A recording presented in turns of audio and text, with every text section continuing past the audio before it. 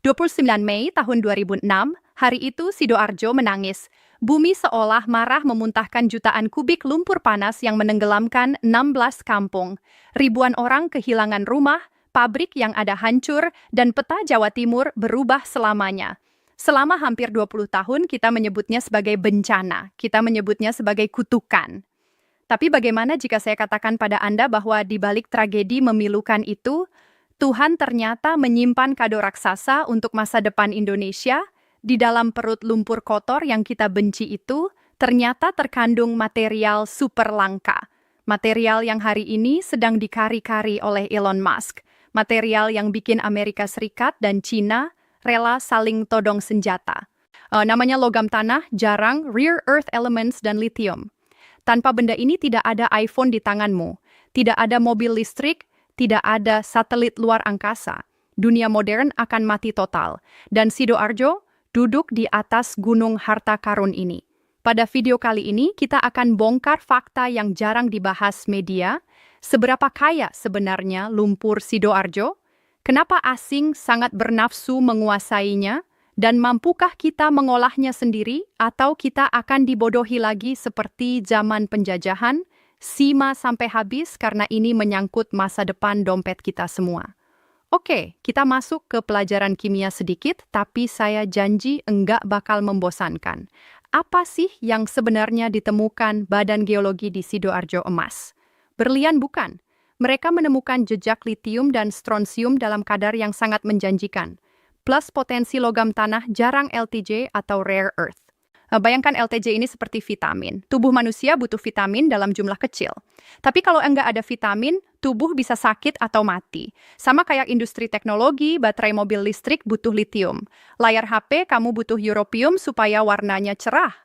Magnet dinamo mobil Tesla butuh neodymium. Tanpa vitamin dari Sidoarjo ini, teknologi canggih itu cuma rongsokan besi. Selama ini kita buang lumpur itu ke Sungai Porong, kita anggap limbah. Padahal, menurut penelitian Badan Geologi Kementerian ESDM, kadar litium di sana bisa mencapai angka yang ekonomis untuk ditambang. Bayangkan kita membuang emas cair ke laut selama 19 tahun, berapa triliun uang yang sudah hanyut begitu saja. Kenapa temuan ini bikin Amerika panas dingin? Jawabannya satu kata, China. Saat ini Tiongkok adalah raja logam tanah jarang. Mereka menguasai hampir 90% pemrosesan LTJ dunia. Deng Xiaoping, pemimpin China dulu pernah bilang, Timur Tengah punya minyak, China punya tanah jarang. Ini mimpi buruk buat Amerika. Pesawat tempur canggih mereka F-35 butuh 400 kg logam tanah jarang untuk bisa terbang. Kalau besok China bilang, oke, kami stop ekspor LTJ ke Amerika, maka pabrik senjata Amerika lumpuh. Militer terkuat di dunia bisa bertekuk lutut tanpa menembakkan satu peluru pun. Makanya Amerika sekarang panik mencari sumber baru non-Cina. Mereka lirik Australia, mereka lirik Vietnam, dan tentu saja mata mereka tertuju ke Indonesia. Sidoarjo bukan lagi sekadar area bencana. Di mata Chia atau intelijen Tiongkok, Sidoarjo adalah aset strategis geopolitik. Siapa yang bisa kerjasama dengan Indonesia mengolah lumpur ini? Dia yang menang di masa depan. Tapi ada satu hal unik yang jarang orang tahu. Lumpur yang dibuang ke sungai itu sekarang mengendap dan membentuk pulau baru di muara Sungai Porong. Namanya Pulau Lusi Lumpur Sidorio. Luasnya sudah hampir 100 hektar. Dulu gersang, sekarang jadi hutan bakau yang subur dan tempat wisata. Dan yang lebih gila lagi, semburan ini diprediksi para ahli geologi tidak akan berhenti dalam waktu dekat. Ada yang bilang 30 tahun lagi, ada yang bilang 100 tahun lagi. Artinya apa? Artinya pasokan bahan baku harta karun ini unlimited, gratis, disediakan oleh alam. Kita tidak perlu dari dia lubang tambang yang merusak hutan, barangnya sudah keluar sendiri ke permukaan 100.000 M3 per hari. Ini adalah konsep mining without mining. Menambang tanpa menambang, biaya produksinya bisa jauh lebih murah daripada tambang litium di Australia atau Chili. Secara ekonomi ini adalah jackpot. Tapi selalu ada tapinya. Kenapa sampai sekarang belum kita olah? Kenapa belum ada pabrik baterai di Sidoarjo? Masalahnya ada di teknologi.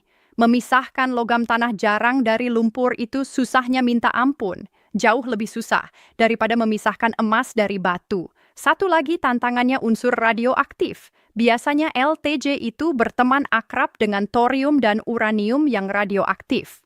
Kalau kita salah olah bukannya dapat baterai, kita malah bikin limbah nuklir di Sidoarjo.